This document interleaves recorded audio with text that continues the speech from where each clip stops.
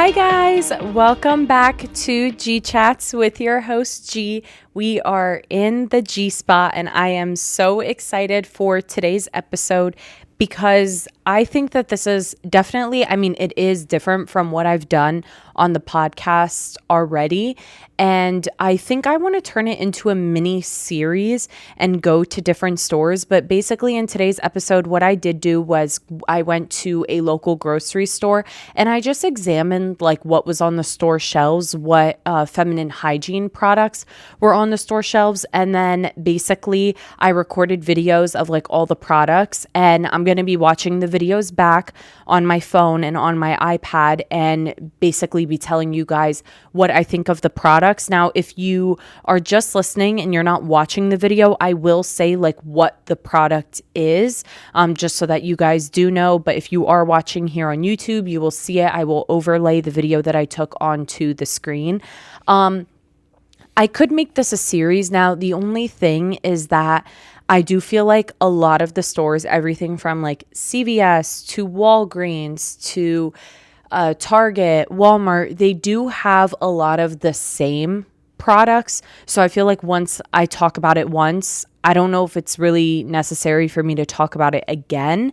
But something like Target, for example, they're a lot more like comprehensive. Like there's a lot of different products and a lot of like smaller businesses that get in there, and more like, for a lack of a better word, but like chic brands. I feel like places like Walgreens, Rite Aid, there's not like a huge selection or like revamp of the feminine hygiene aisle. It's the very basic Vagisil and Summer's Eve. So that's why I actually was grocery shopping, and I was grocery shopping this morning, and I was like, you know what? I'm just going to do it here. We'll start off with some of the generic things that literally everybody could find. And then if you guys want to recommend specific stores to me, like Costco, Wegmans,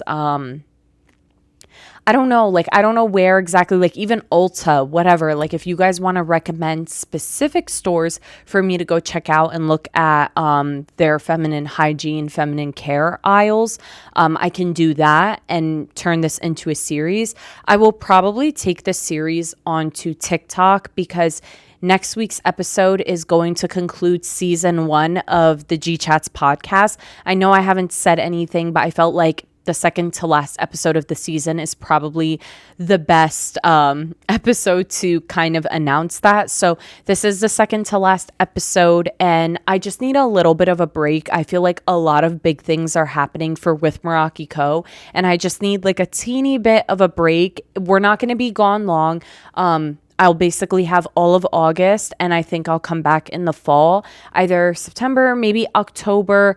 But I mean, obviously, if you guys are on the email list, you will get notified when I am coming back and doing the podcast. But I just need a little bit of a break because I have been putting a lot of effort into the TikTok educational content, and I just want to come back with like more ideas, better strategies for the podcast. I don't want to end the podcast because I love doing this, but I definitely want to dedicate a little bit more time to like fully planning, editing. One of the biggest things is like I film these podcasts and I don't get to post them on TikToks because it's just a lot of work, because I do the filming, the editing, the posting, and then like I would have to re-edit to get it to go, like to cut up into pieces that I want it to be so that I could post it on TikTok. And I know they have a bunch of like AI tools now where you could feed it the video and then it'll cut up the video itself. But I feel like it never captures, like I've tried those apps, it just never captures what I want it to capture, even if I tell it. So I feel like I end up downloading all of the mini cuts and then going into an editor and editing it anyways, which is just an additional process and an additional step that I don't want to do. So maybe I'll have an editor to post on social media or even just like edit the podcast. I don't know, but the podcast isn't going anywhere. We're taking a little bit of a tiny break. So I will be back.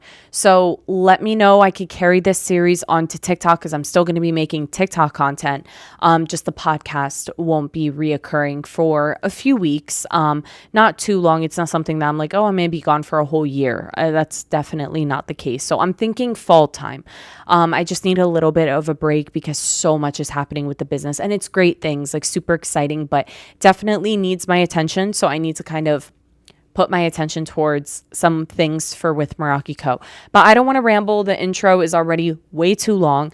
Let's start off with some of the products that I found, and I basically took notes of my thoughts while I was there so that I wouldn't forget.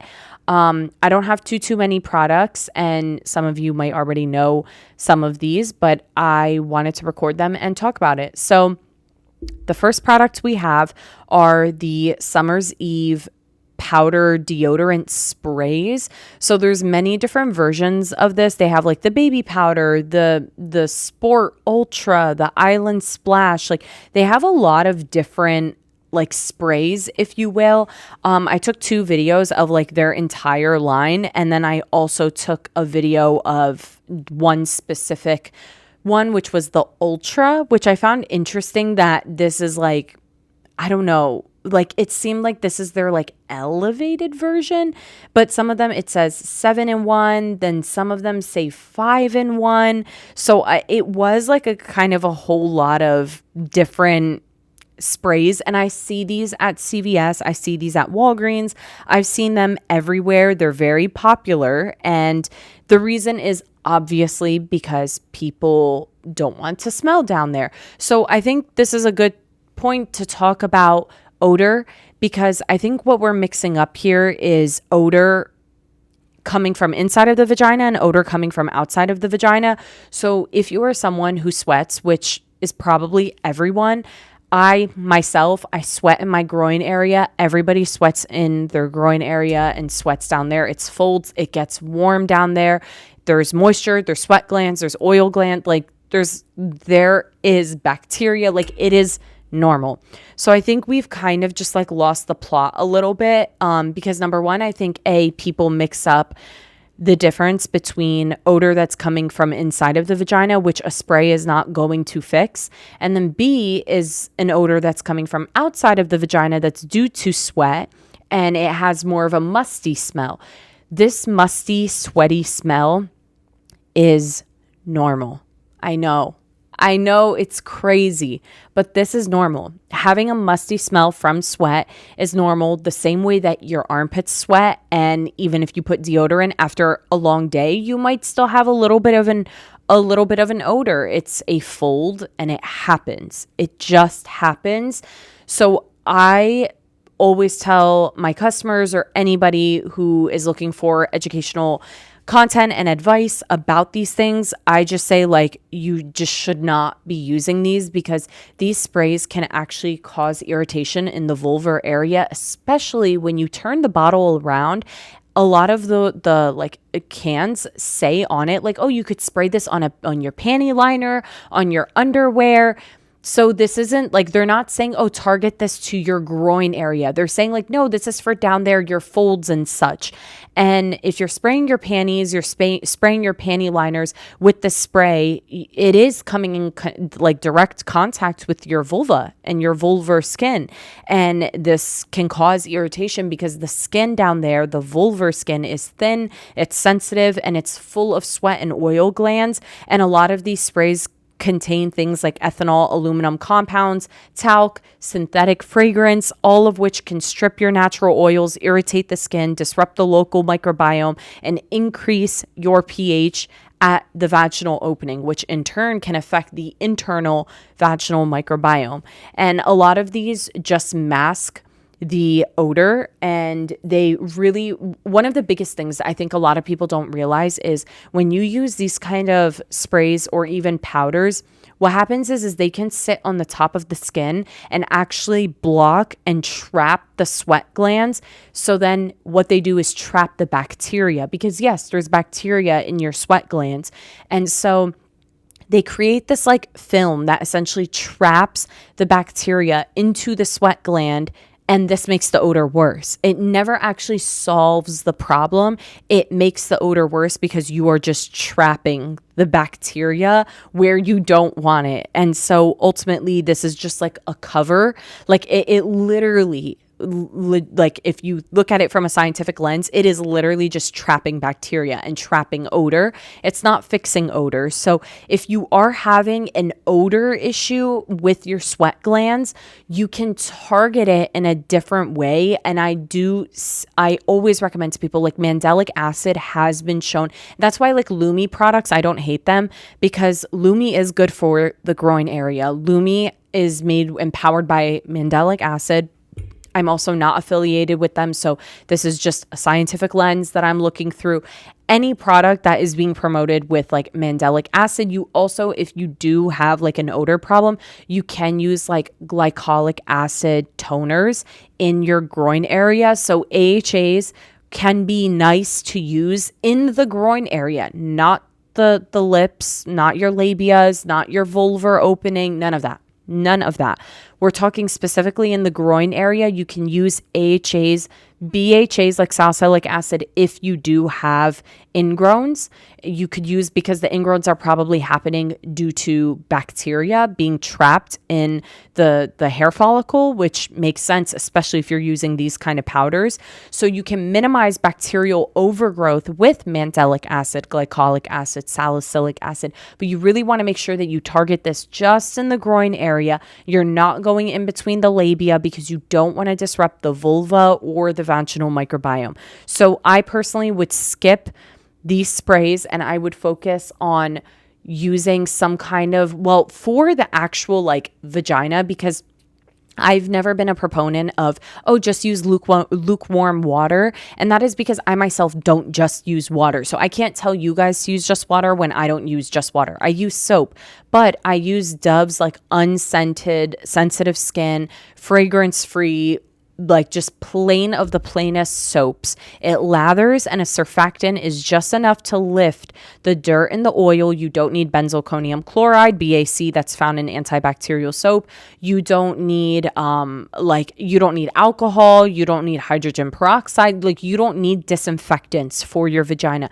You need something that lathers and lifts the dirt and the oil. Think of like your hair, for example. I know some people, if you're struggling with like dandruff and stuff like that, then using targeted ingredients, AHAs, or even like antifungals and stuff like that, it makes sense to use it on the scalp. But if you're just clarifying your hair and just washing it, something that lathers can lift the dirt and the oil, and that's enough, you know? So you just need to lift the dirt and oil with a surfactant, something that foams. And so I use Dove's plain unscented soap with water on my girl, not in, on. So clean the clitoris, the clitoral head. You want to clean the labia. But then for the groin, I do use something separate. I either use Lumi's body wash, they're unscented, the blue one, their body wash, it's powered again by mandelic acid. I've used their bar soap. Right now I'm on the bar soap. I got it instead of the actual like body wash. I'm using the bar soap. I have also used Carpe. It's a deodorant brand. They're like exfoliating gel. I've used it because it does have AHAs, BHAs, and it's really good for the groin area. I use it on my armpit as well, and it's exfoliating. I do suffer with ingrowns as well, so I will just scrub under my arms, scrub in my groin area, and rinse. I'm not putting it on my girl at all, even on the outside. I'm not. Like when I'm rinsing, I just rinse and make sure all the exfoliating beads are gone and stuff, but like I'm not intentionally like rubbing the opening or anything with this. It's just on the groin area. So that would be my advice, because struggling with sweat and like a musty odor is normal. It happens, especially because like we have folds, we get hot down there. It is normal. But don't reach for these products that are very like scummy, if you will, and trying to like market BS to you, because no, they don't work. And so after I saw that, the next thing that I saw, lucky me, was Summer's Eve's douche. And I cannot believe they have one that's an island splash, and then they have let's see, what does this say? Extra cleansing vinegar and water. So they're two different kinds of douches. One's vinegar based and then one's island splash. So it has like a scent. And you know what's crazy is when you turn the box over, the most ridiculous, like basically like, hey, warning sign on the box is this other information note. And it says an association has been reported between douching and pelvic inflammatory disease, ectopic pregnancy, and infertility. It is not currently known whether douching is causally related to these conditions, but women should be aware of this association. Douching should not be used for self-treatment if you have symptoms of PID or an STD. Symptoms of pelvic inflammatory disease include lower abdominal pain, fever, chills, nausea, vomiting, and pus-like cervical fluid, cervical discharge. Symptoms of sexually transmitted diseases include vaginal discharge of an unusual amount, color or odor, painful or frequent urination, and genital sores or ulcers. If you have symptoms of PID or STD, do not use any douche product and see a doctor right away. Now, what is insane here? Like this is what flabbergasted me. And it still shocks me. I cannot believe that douches are still being sold in 2025. But what shocks me is that what they're failing to explain is that by using a vaginal douche, which essentially is cleaning in quotations, the vagina, you're washing the inside of your vaginal microbiome. What you're doing is actually disrupting the vaginal microbiome. You are depleting the vaginal microbiome of the good bacteria. Douching ruins the good bacteria. It kills off the good bacteria. When you kill off this good bacteria, and then you introduce something like Island Splash, which has some kind of synthetic fragrance, you are not only disrupting the good bacteria and the microbiome, the community there, but you are starting a fire essentially. You are literally lighting your vagina up because you're putting synthetic fragrance in it. You are causing inflammation in the vaginal walls. And when you do that, what's happening is your body reacts, which it's supposed to. Your vagina is supposed to react to this. So when it reacts to this, it reacts in a way where it's trying to protect you. And our vagina is trying to protect us with none other than cervical fluid. So this is where the cervical fluid, because you're having inflammation, you might start to have discharge that is yellow, odor, like it has odor because now there's bad bacteria that's thriving in it. You have this weird odor, you have this weird color, you might feel abdominal pain or maybe just like an aching sensation now because you quite literally are disrupting the vaginal microbiome and there's inflammation. And this can create inflammation throughout the reproductive tract. And this runs your risk of developing PID because what happens is when you lose this good bacteria and this bad bacteria starts to overgrow, this bad bacteria can spread to your ovaries, the uterine tubes, the uterus. It can spread to your reproductive organs and in turn cause inflammation in these organs and pelvic inflammatory disease, inflammation. So it's just so ironic to me that it's saying like, oh, it's not known if like douching is related to that. Yes, it's related. Yes, it's related. Douching increases your risk of bacterial vaginosis because douching allows the BV bacteria to thrive because you are killing off your good guys. I don't know how many times I can say this. I feel like I've been saying this every single week for the last like 52 weeks. Bacterial vaginosis is a deficiency of good bacteria and douching depletes the good bacteria. So yes, this increases your risk of BV, and yes, it increases your risk of pelvic inflammatory disease. And it's saying like, hey, if you have like signs of an STD or signs of PID, go to your doctor. And it's like, maybe you have signs of a disrupted microbiome because of the douche. Like the douche is the problem, you know? So I just cannot believe that they're still selling douches in 2025. I was like so annoyed. I've seen the vinegar one, the blue one, at CVS before. I've never seen the pink one. So I cannot believe, like I thought, I was like, at least the blue one gives like fragrance free. I don't know. It just says extra cleansing vinegar and water, which again is kind of this vinegar BS that vinegar balances the vaginal pH. No, it doesn't. Apple cider vinegar contains acetic acid. Acetic acid is not the right acid that your vagina needs. Everybody knows that the vagina is acidic, but then they think, oh, vinegar is acidic, so it must work. No, your vagina wants lactic acid, not acetic acid. Acetic acid is way too strong for the vagina. It will irritate the vaginal lining. Don't soak your tampons in apple cider vinegar. Don't bathe in apple cider vinegar. That's not the vinegar that your vagina wants or needs. So I was just shocked. Like I didn't I was like, at least this one, the blue one, doesn't have fragrance. But then I saw the pink one. I'm like, Island Splash. Like, we're also like, it doubles into this, like, it doubles down on this narrative that the vagina is supposed to smell like flowers and roses and like island paradise. No, it's an organ. It is an organ. Does your mouth smell like flowers? Does it? Do your eyeballs smell like flowers? Does your earwax smell like flowers? Does it taste good? Like, I don't get it. Like, your nostrils, like, these are openings. The vagina is an opening. Why are we feeding this narrative that it's just supposed to smell like flowers? I can't. So annoying. But then we move along to the washes, and there's all of these Summer's Eve, Simply Sensitive washes, and then we have the Vagisil washes. And of course, I was just irritated looking at all of these. And I pulled up in my notes because I wanted to make sure that I brought this up, but there is enough research, okay? There's enough research that has proven that Vagisil and Summer's Eve do disrupt the vaginal microbiome. A 2018 study in the BMC Women's Health found that vaginal washes, especially ones with fragrance or antiseptic agents, altered the vaginal flora and were associated with a higher risk of BV and yeast infections. Another study concluded that the use of vaginal hygiene products, even externally, reduced the lactobacillus in the vagina and increased the risk of itching, burning, and discharge. And a 2017 Canadian study found that feminine hygiene products were linked to twice the rate of bacterial vaginosis and yeast infections, even when not used intravaginally. So even if the product is being used externally only, residue and the surfactants in these feminine hygiene washes can still reach the vaginal entrance and disrupt the acidic environment and the bacteria.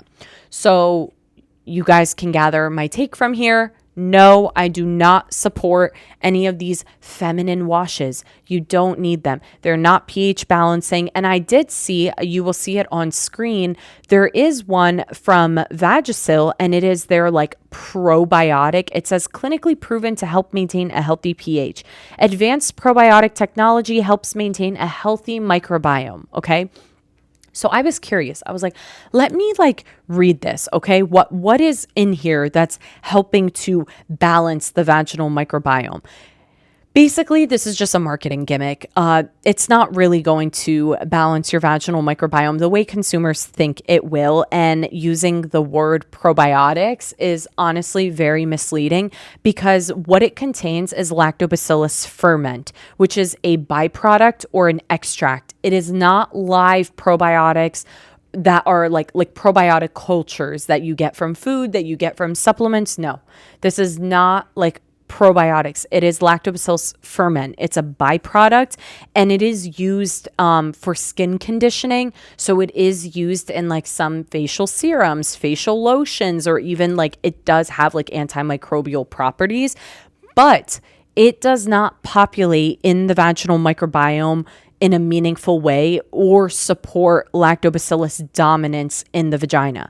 So it doesn't actually influence the vaginal microbiome. It is not probiotics. So you're not giving your vulva probiotics. So it's not going to populate and do anything.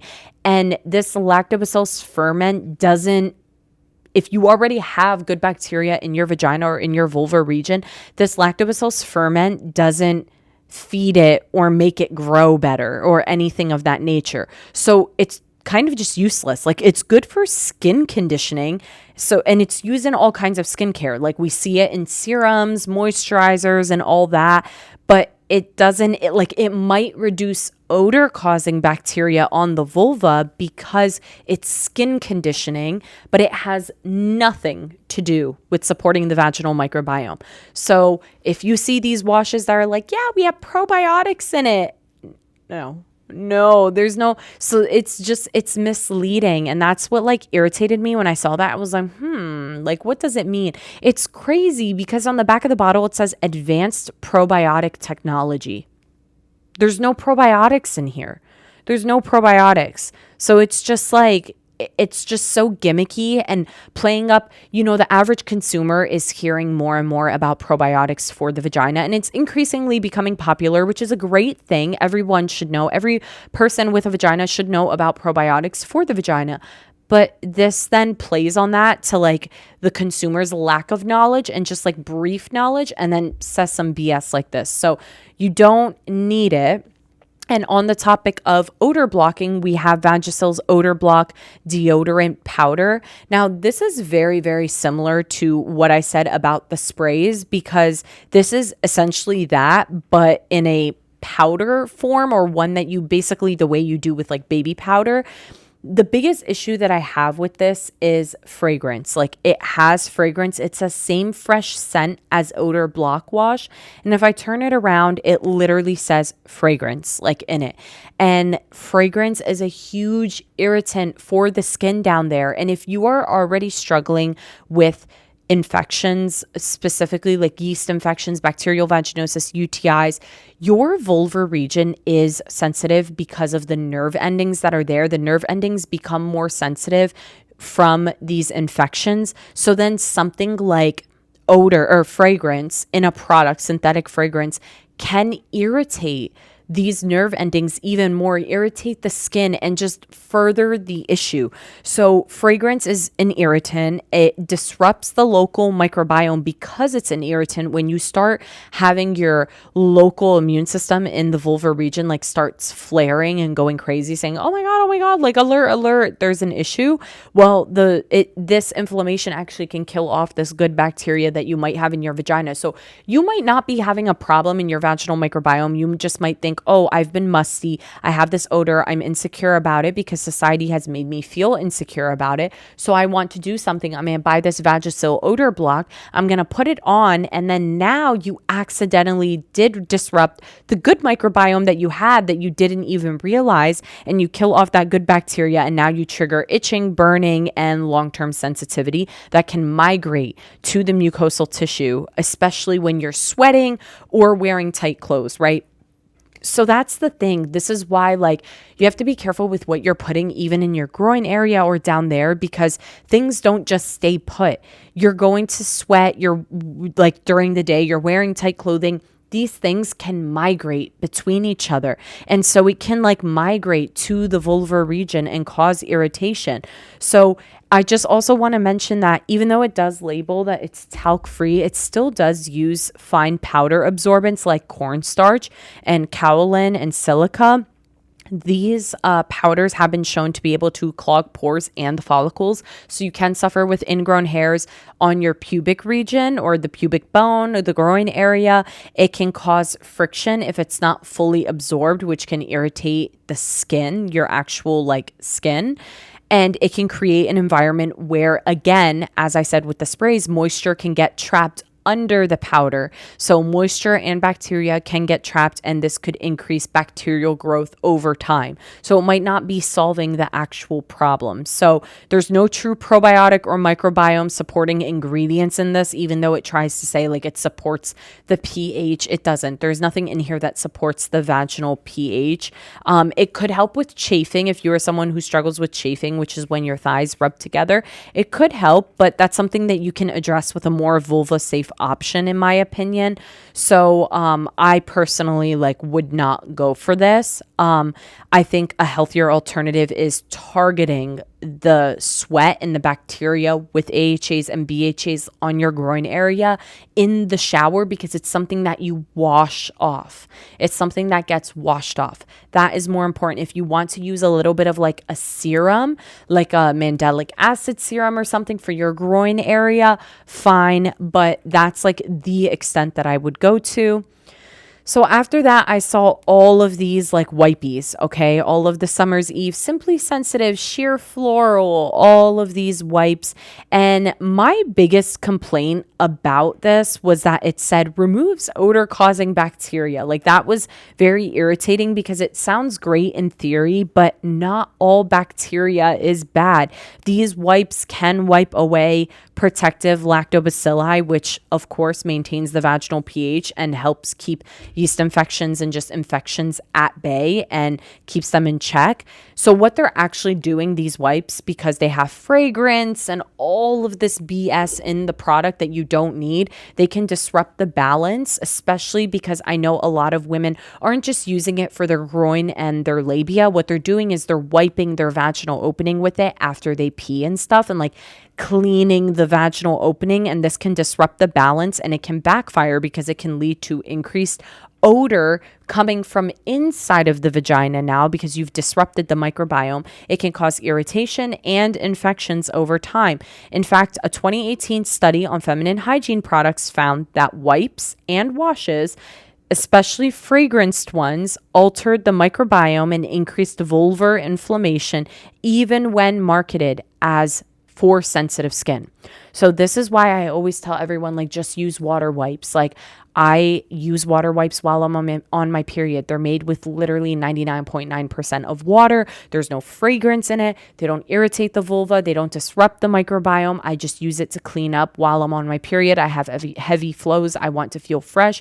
If I do go number 2 and I'm not home, I can't shower, use a bidet, I use water wipes. I clean my butt with water wipes. So water wipes are the way to go. You don't need these. So I would stay away from any wipes that are labeled or do have any kind of fragrance or parfums, preservatives, surfactants. They can all lead to burning, itching, increased dryness, and a cycle of wiping, which causes irritation, which causes more odor, which causes more wiping, right? Because that's the thing is, like, I feel like a lot of people don't realize if you're having odor, especially from the inside, the microbiome is disrupted. And so if you're using these wipes, you're furthering the irritation and the microbiome disruption, which is causing more odor. And then you're doing more wiping and you're just in this endless loop.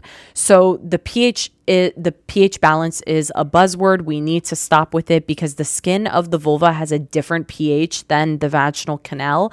And what's balanced for one isn't necessarily good for the other. And these wipes don't clearly say what pH that they aim for. And even if they're within the average range, constant exposure can still shift your natural pH over time. So I just would not reach for these at all. So that I was just like, oh my God. And there's so many. And then I saw the Vagisil maximum strength medicated anti-itch wipes. I don't have too much to say on these other than, guys, if you're having itch, basically this has like some kind of like cortisone in it, like a hydrocortisone to help give you relief from the itching. If you are having itching, there is likely something else going on, whether it's some kind of yeast infection, whether it's a true vaginal infection, or it could be a skin condition like lichen sclerosis, I believe is how you say it. This is a skin condition that can cause itching. So if you're having like a skin condition or a yeast infection, like you have to see your gyno or dermatologist to get to the root of that. You shouldn't just be having like itching and using like some kind of like steroid cream or wipe to help with this. And this actually leads me to what I saw next was these maximum strength anti-itch creams, and they all contain cortisone. They're 1% hydrocortisone or some kind of steroid. And again, the issue I have with this is that these brands, particularly like Vagisil, for example, what's happening is society and these brands are training you that your vagina needs to smell a certain type of way. And what you do is you believe that, especially like we in society like are vulnerable to this language because it's been like in society just like ingrained in our brains that we have to smell like roses and flowers and all this. And so like especially younger girls who are beginning to get intimate and really like finding themselves sexually and do start to involve themselves intimately with other partners, what's happening is like they get self-conscious and paranoid about their girl downstairs. Every single young girl goes through this, and even young adult who's just like worried about, oh, what is my partner going to think of my smell and stuff like that, because we are conditioned to think this way. And so what's happening is girls and women are going to the store to buy things to make them smell good. And the first thing that we think of is a wash, right? So we're going and we're buying Vagisil's like balancing island splash wash to make our girls smell good. And then what's happening is it's actually causing more harm than it is good. So now what you end up having is uncomfortable symptoms like itching and burning, because these washes threw off your vaginal pH and disrupted your microbiome. Now you're going back to the store and you're buying Vagisil's anti-itch cream, Vagisil's anti-itch wipes, and you're buying now products that they sell you to mask the symptoms or fix the symptoms, when the symptoms are coming from their products, from the use of their products. So I don't like these brands. Like, I personally, like I've always said, I will never come out with like an anti-itch wipe, because if you're having itching, it's stemming from something else. And I like to address the root cause as a business owner. I'm not trying to give you a Band-Aid on the wound. I want to get to the source. What's causing the itching? Forget the itching and putting the Band-Aid on fixing the itching. Let's actually get to the core of what's causing the itching. That's going to be more helpful for long-term success and a long-term solution. So I don't like any of these. And then leading on to like creams and stuff like that, I saw Monostat's 1-day yeast infection treatment. And guys, again, not too much to say here other than run away from this. If you are having a yeast infection, don't ever, ever, ever pick up the 1-day treatment. It is so strong that I know people who have been hospitalized because this has literally chemically burned their vagina. Like, there are people who put this in and see God after they do this, because it is so strong. You do not need a yeast infection suppository that is so strong to the point where it literally fries your vagina. You are just lighting a fire inside of your vagina. And sure, it'll kill the yeast infection, but it also completely like ruins it compromises the barrier in your vagina. You know how like in 2020, everybody was like during COVID going to Ulta and buying the red, like ordinary face mask peel thing. And people were like, oh yeah, it's basically a chemical peel. Everybody was misusing it and using it like every single day, every other day. And what was happening was people were like frying their skin and compromising and wrecking their skin barrier. And so after that, it was like their skin was like incredibly sensitive. They were breaking out, and it's like you break out and you think, oh, I need more of it. I need to keep using this. And you're just frying your skin more and more and more and more. This is the same concept. I see people doing things with like oregano oil and putting it in their vagina, using boric acid, using these yeast infection 1-day treatments, whatever. And the issue is you are wrecking your vaginal barrier, your epithelial barrier. You are wrecking it. It is so sensitive, just like your skin barrier. You need to nourish this barrier, not absolutely wreck it. So what's happening is you guys are wrecking it, and now you will finish the treatment and then feel like, oh, it feels like my yeast infection is still there because my vagina hurts, it's burning. And then your vagina responds to inflammation with discharge. It is normal. But some of you will see white discharge and freak out that you're having another yeast infection. Go back and buy it when you might not be having a yeast infection. So my advice is, if you can go to your gynecologist, get a swab done, like actually get tested for a yeast infection, because number one, I want you guys to confirm that you have a yeast infection. Number two, I want you to confirm what medication you can actually take for your yeast infection, because there's different kinds of strains of yeast. And most of the time it's Candida albicans, but that's not always the case. So I just want to make sure that you guys are identifying the right Candida strain, the right fungus, so that then while they do that, if you are positive for a yeast infection, what happens is then it's tested in a lab to see what antifungals work on you. And that's really important, because if you're just guessing, not all antifungals target the same fungus, so you might be having a different strain of Candida that something like diflucan that gets prescribed does not work on you.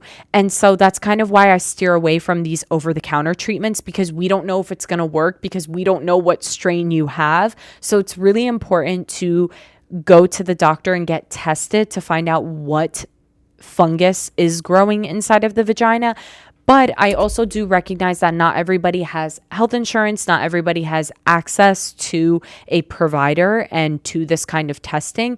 So if that is your situation and you do fully believe you have a yeast infection, you can use Monistat, but don't use the 1 day. Use the 7 day. You don't, anything that's like, oh yeah, I'm going to solve your problem overnight, false. Like, it's just impossible. It's not good for you. Use the 7 day. I didn't see the 3 day, but if I'm not mistaken, I think Monistat has like a 1, 3, and 7, or it's a 1, 5, and 7. But my advice is just use the 7. Just use the 7 day, abstain from sex, and just use the 7 day. And I show this. I took a video of it. This is the better route. It is still the same, if I'm not mistaken. Yeah, it's the same. It's the same actual ingredient, the same antifungal. It is just less concentrated. Yeah, it's less concentrated. So it's not as strong as the 1 day treatment. So just go with the 7 day treatment. And on top of the conversation for urinary and vaginal infections, I saw the Azo urinary pain relief. Now, this is actually a little different. I think the packaging is a little different than their typical like Azo urinary relief packet that I used to see at the store. I thought it was a different color, but I'm unsure. But ultimately, this is just Pyridium. Pyridium is that medication that turns your urine into an orangey red color. It numbs the urinary lining temporarily to ease the pain. So it is just a pain reliever. There is a study, and I did see like a lot of people were like, oh my God, this causes cancer and stuff like that. So what the study did actually find was that long-term exposure. So what they did was they had mice and they exposed them to Pyridium in super large doses for a very long time. This did cause cancer. But when you're taking something like Pyridium for a UTI, the key here is that number one, it's like 99 milligrams of Pyridium, which is very, very small. It's a very, very small amount. And it is short term. You're only supposed to use this for like a maximum of 2 days. I only use it my first day if I was ever having a UTI to get me to the hospital or get me to urgent care or my physician. I would pop this in to numb the urinary tract just so I could drive, get to the doctor. And then that was it. Like as soon as I get to the doctor, they do the urine analysis. And if it looked like, yeah, you're having a UTI, they would prescribe my antibiotics. I'd pick up my antibiotics. Or if I went to the ER, I would get my first dose in the ER. After that, like after I get my antibiotics, once you start your first dose, there's really no need to continue Pyridium unless you're in pain. You can take another dose. You can. But I just would not take more than 3 tablets for 2 days. Like that's it. Like 3 tablets a day for 2 days is like the max. And the packaging says that. So if it's used as directed, the risk for cancer is low. But if you're taking it every single day for years and years and years, like that runs the risk. That is unsafe. So that is just the simplified version or simple description of what the Azo product is, because I know a lot of people see it. This was the only Azo product that I saw at the doctor's office. I didn't see anything else, or that I saw at the grocery store. Sorry, not at the doctor's office. That was the only Azo product that I had seen. And lastly, something that piqued my interest was this Midol product, which said bloat relief. And it's a diuretic, and it is made, their active ingredient is pamabrom, 50 milligrams. Now, what's interesting is that this is really marketed towards like PMS, and it's saying bloating, water weight gain, swelling, and full feeling that's associated with premenstrual and menstrual periods. So this is targeted towards, and I think the idea with Midol in general, like their branding has really been all about periods. It's around period care. Now, the reason I felt the need to actually talk about this, because when I saw it, I was like, oh, bloating. A lot of these companies now talk about digestive enzymes. And when I picked it up, it's a diuretic. And if you don't know what a diuretic makes you urinate. And so it's essentially a dehydrator. What I found interesting is that their branding is all about bloating or all about period care, but their de-bloating method is to de-bloat you through water weight. And I know that some people gain some water weight or retain water before their periods, but that is not usually what's responsible for the bloating that's associated with PMS. When people are like PMSing and they are having like bloating, it's usually not because of water. So I would honestly, I'm just like shocked by this because it's very like unusual. It's a strange product because I do know that hormonal water retention exists. So estrogen rises in the second half of the cycle just before it starts to fall before your period, and it promotes sodium and water retention, and progesterone also rises and it does act as a natural diuretic, but it starts to fall before your period. So fluid shifts do occur and it can pool in your face, your breasts, your belly, your hands. But where people are mainly experiencing bloating before their period is due to inflammation and prostaglandins.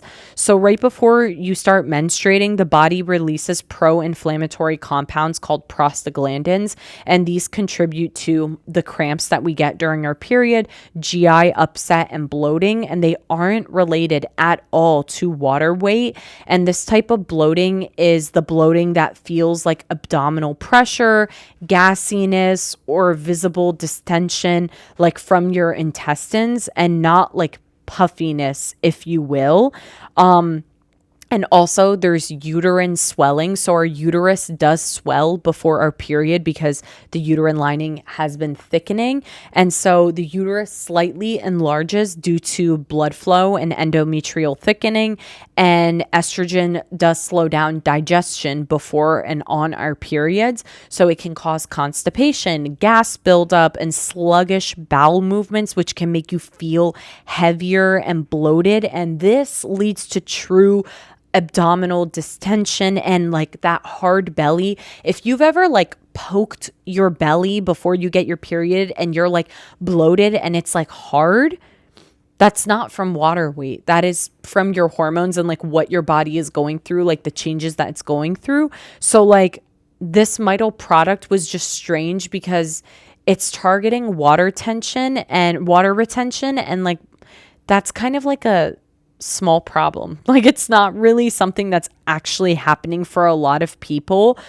This will only be helpful if you're someone who feels like your rings or your shoes feel tighter, your face or fingers look puffier, and you have general swelling that's due to water retention. But if you are someone who's PMSing and you're getting bloating, the bloating is probably happening from your period and your hormones, your endometrial lining thickening, your uterus swelling. And something that's probably better for that kind of bloating is like magnesium glycinate or magnesium citrate, anti-inflammatory supplements like omega-3s, turmeric, and probiotics and fibers, which can support digestion during this time because digestion is slowing down. So you could really support the digestion and your intestines, and having a low inflammatory diet, avoiding like sugar, processed foods, alcohol in the luteal phase.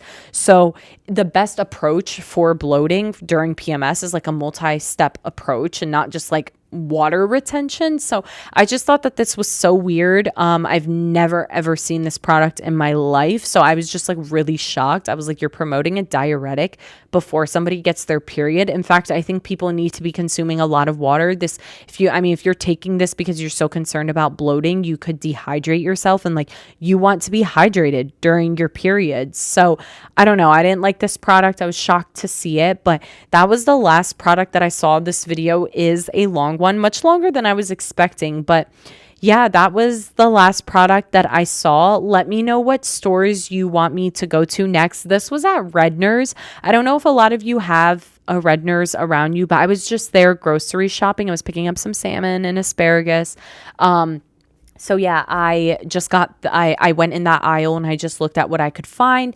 And I see a lot of like elder women and like women over the age of like even in their 30s or 40s, and then the elderly usually like shop there. I don't usually see many young people, like people in their like 20s and 30s typically. I mean, the 30s range is sometimes at Red Nurse, sometimes not, but usually the elderly, like people above like 60 or in their 50s struggling with menopause, they are the ones shopping at Red Nurse. So I just felt like this was a good start because a lot of these products span across like CVS's, Targets, Walgreens, and all of that. So let me know what stores you want me to go to next, and I can definitely shift this over to TikTok and do like a little mini TikTok series. I hope you guys did enjoy it. Let me know if you guys have ever used these products before. I hope not, but I love you guys so much, and I will see you next week. Bye guys.